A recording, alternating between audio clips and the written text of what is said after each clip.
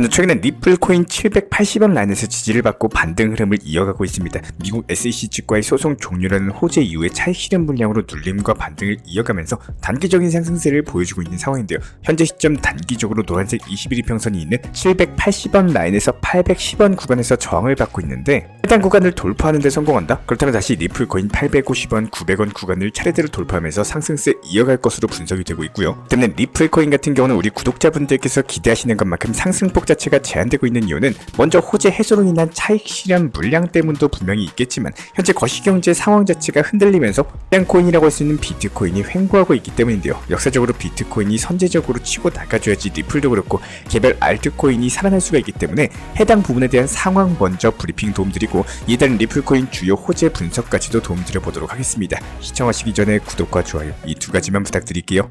먼저 이번달 8월 이벤트 먼저 공지드리고 이슈 내용 이어가도록 하겠습니다. 지난달 7월과 동일하게 9월 1일 00시를 기점으로써 리플 가격에 대해서 가장 비슷하게 맞추신 우리 구독자 두 분께 영상 수익의 50%를 각각 25%씩 두 분께 나눠드리는 이벤트를 진행하고 있는데요. 영상 하단에 있는 댓글창 링크 통해서 가장 근접하게 가격을 맞추신 분들께 상품을 드리고 있고 저희 채널 차원에서 제가 직접 운영 중에 있는 정보 커뮤니티에서는 리플코인과 관련된 단기나 중장기적인 매수 매도 타점을 다루고 있기 때문에 영상 하단 댓글창 링크 통해서 신청 주시면 입장 도움 드리도록 하겠습니다. 자, 그렇다면 이번 주에 발표됐던 PPI 생산자 물가 지수, CPI 소비자 물가 지수 전부 다 이전치가 예측치를 모두 다 하회를 하면서 이에 따른 시장에는 상당한 숨통이 트일 수밖에 없는 상황인데요. 해당 지표가 너무나도 낮게 나와도 경기 침체에 대한 불안을 자극하고 그렇다고 해가지고 예상치를 상회하면서 높게 나와도 물가가 잡히지 않는 흐름이다 보니까 상당히 애매한 포지션이었는데 이런 것들이 현재 무난하게 제대로 나와주었고 여기에 대해서 어젯밤에 발표된 소비자 물가 지수 CPI 같은 경우도 역시 마찬가지로 예상치 3.0% 대비했을 때 실제치가 2.9% 정도를 기록을 하면서 선방했거든요. 그렇다면 이에 따른 시장 추가적인 낙폭보다는 오히려 재차 반등장까지도 전망이 되고 있는데 최근에 경기 침체를 예고하고 있는 3회 법칙이 시작됐다 이런 불안감으로 인해 가지고 시장 전체가 굉장히 흔들렸었는데요. 현재 뉴욕 증시가 이틀 연속 강세를 보이면서 시장의 불안감은 많이 진정이 된 상황입니다.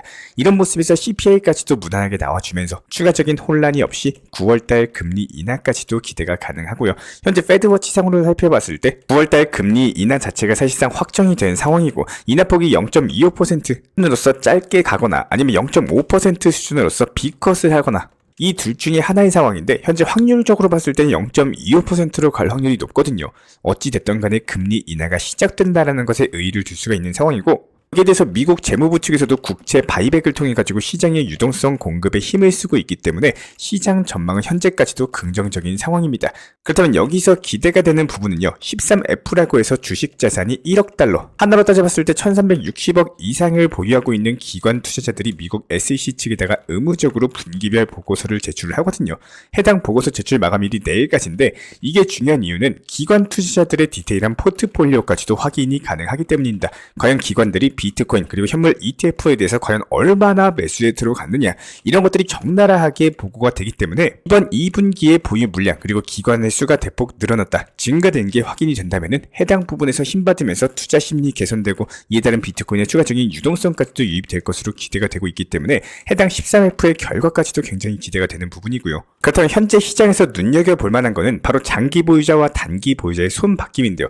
해당 손바뀜 같은 경우는 이제 기존 투자자들이 보유하고 있던 코인이 다른 투자자에게 넘어가는 현상을 말합니다. 물량 넘기기라고 생각을 해주시면 되는데요. 이번에 거시경제 불안감 자체가 극대화가 되면서 비트코인을 필두로 코인 시장이 굉장히 흔들렸었죠. 그러면서 단기 보유자들이 보유했던 대부분의 현물이 장기 보유자에게 넘어갔는데 이게 보통 강세장 진입의 신호거든요. 기본적으로 단기 보유자들 같은 경우는 시장 변동성에 급격하게 매도를 벌입니다. 하지만 장기 보유자들은 오히려 매수 포지션 이어나가면서 물량을 먹고 팔지 않기 때문에 항상 역사적으로 봤을 때 강세장에 진입할 때는요.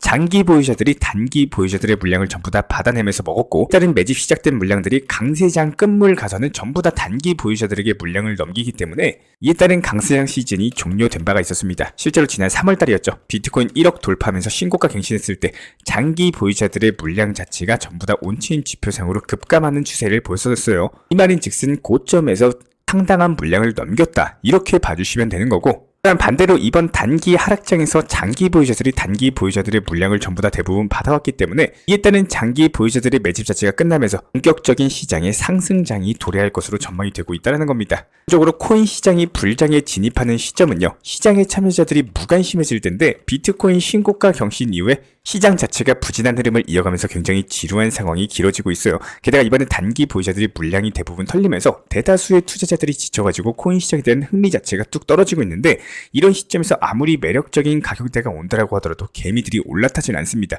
올라가고 상승 하락을 반복을 하다 보니까 투자 심리 자체가 너무나도 지친 거죠. 그렇다면 개미들이 더 이상 올라타지 않을 때 고래들의 매집은 끝나기 때문에 그 이후에 가격이 상승하면서 단기 투자자들 사이에서 포모가 형성되고 이에 따른 재차 상승세가 나온다라는 거예요.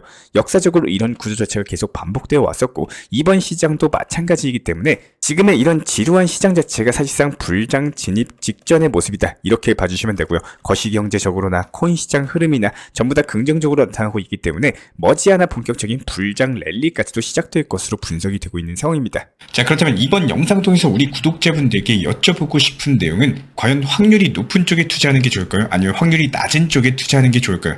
당연히 생각도 없이, 생각할 것도 없이 확률이 높은 쪽에 투자하는 게 당연한 상식입니다. 그러면 조금 더 쉽게 풀어서 설명을 드려보자면은, 배추 농사를 짓는 A라는 농부가 있습니다. 배추 가격이 계속 올라가고 있어서 A라는 농부 같은 경우는 한 해 동안 재배한 배추를 판매를 안 하고 내년에 팔 생각으로서 계속 묵혀두고 더 상승했을 때 팔 거야, 이런 생각으로 배추를 계속 재배만 하고 묵혀두는 A라는 농부예요. 똑같이 배추 농사를 짓는 농부인데, 그런데 여기서 이 B라는 농부는 배추를 계속 묵혀놓고 쌓아놓는 게 아니라 재배하면 그때그때 쌓인 배추들을 판매해서 현금 자산을 계속 확보하는 농사를 선택을 했습니다. 배추 가격이 지금 5,000원이어도 판매를 하고 다음 달에 6,000원이 돼도 그냥 바로바로 판매를 했는데요. 물론 농부 A는 배추 가격이 올라갈수록 계속 기뻐했지만 언제 그 배추 가격이 떨어질지에 대한 불안감을 갖고 있어도 계속 배추를 묵혀두기만 했었고, 농부 B는 가격이 오르는 거에 크게 신경을 안 쓰고 적당한 선에서 계속 판매를 했습니다.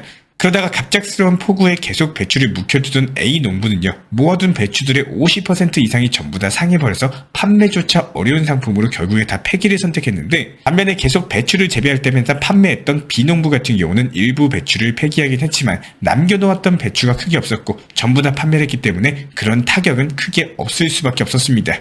이렇게 뻔하고 재미없는 얘기를 제가 왜 했을까요? 경우의 수라는 확률 싸움의 이해도를 꼭 생각해 보시길 바라섭니다. 간단하게 풀어서 설명을 드려보자면은, 당연히 배추 가격이 계속 올라가지면 농부 A가 결과적으로 돈을 더 벌겠지만 이 내용의 함정은요, 배추 가격이 계속 지속적으로 올라갔을 때에 대한 경우의 수, 단 한 가지 확률에 대한 내용입니다. 즉 길이 한 가지밖에 없다라는 거고, 막다른 길이 나오면 끝이라는 뜻이에요. A라는 배추를 묵혀두는 농부는요, 배추 가격이 올라가도 얼마까지 올라갈지 이런 불안함에 팔까 말까 고민을 하고 갑자기 폭우, 날씨의 변수, 갑자기 떨어지는 배추 가격까지 여러가지 불안한 요소의 경우 수가 훨씬 더 많았고, 잘 됐을 때의 경우 수는 딱 한 가지, 배추 가격이 오른 경우 제외하고는 없었다는 겁니다.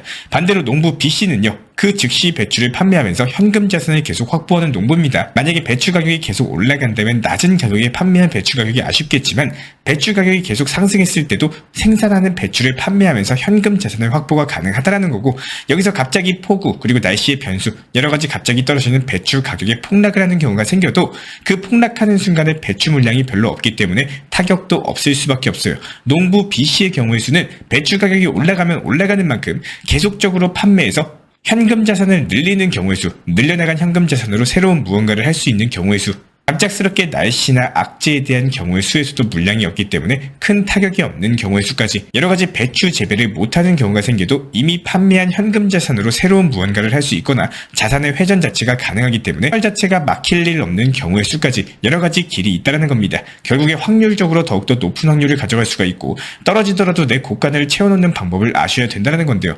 누군가는 지금 이 내용을 보면서 아는 내용인데 참 어렵다, 이렇게 생각을 하실 거고, 누군가는 지금부터 확률 높은 투자 매매 싸움을 해야겠다, 이렇게 생각을 하실 겁니다. 또 누군가는 뭔 소리 하는 거야, 이렇게 그냥 넘겨버리시는 분들도 계실 텐데요. 이 영상은요, 누구에게나 똑같은 내용으로 똑같이 시청하셨을 겁니다. 하지만 이 영상을 통해서 결과값이 만들어지는 경우의 수, 이런 부분이 엄청난 차이를 일으킬 수밖에 없습니다. 모든 사람이 로또 복권 당첨 다 되고 싶을 텐데, 여기서 제일 당첨되고 싶은 사람은 누굴까요? 복권을 구매도 안 하고 그냥 당첨되면 뭐에 쓰고 싶다, 당첨되면 뭐 해야지, 행복회로만 돌리고 있는 행동은 안 하지만 좋은 결과만 바라는 그 사람들이 가장 당첨되고 싶어 합니다. 즉 행동을 안 하면 절대 결과가 나올 수가 없다는 말씀을 드리고 있는 거예요. 리플 코인도 역시 마찬가지입니다. 똑같이 매번 들고만 있는데 어떻게 상식적으로 수익이 나올 수 있을까요? 저라면은 파는 거 매도하고 수익 실현하겠습니다. 일부 비중 팔면 올라가면 나머지 비중으로 더 들고 있어가지고 수익 쌓아 나가시면 되는 거고, 떨어지면 일부 수익 실현했으니까 그 현금 자산으로 다음 타점 잡거나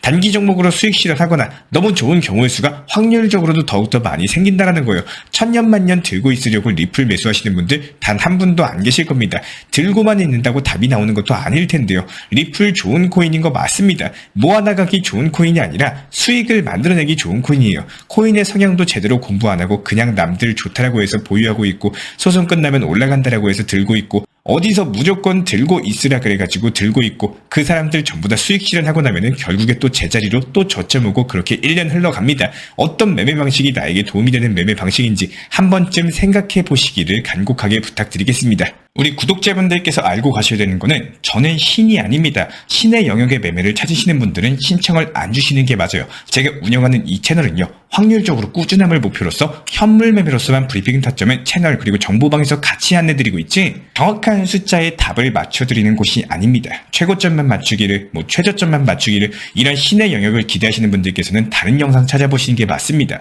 만약에 고점 부근이 900원에서 1100원 사이라면은 확률적으로 차트적으로 호재 이슈 내용적으로 봤을 때 과연 어디까지 갈 수 있을지 단기 고점에 일부 수익 실현하시고 나머지 비중은 지켜보는 결과값을 만들어 나가는 매매를 추구하는 채널인 거고, 그렇기 때문에 제가 직접 운영 도움 드리고 있는 실시간 정보 커뮤니티 방입니다. 이런 것들 찾으시는 분들께서는 아래 하단에 나와 있는 번호로서 문의 주셔도 좋고요. 단 업비트 현물 매매로서만 운영하시는 분들께서만 문의 주시고, 무조건적으로 확실하게 100% 도박 성향의 몰빵 투자, 이런 투자 매매를 찾으시는 분들께서는 다른 채널 보시는 것을 추천을 드리겠습니다.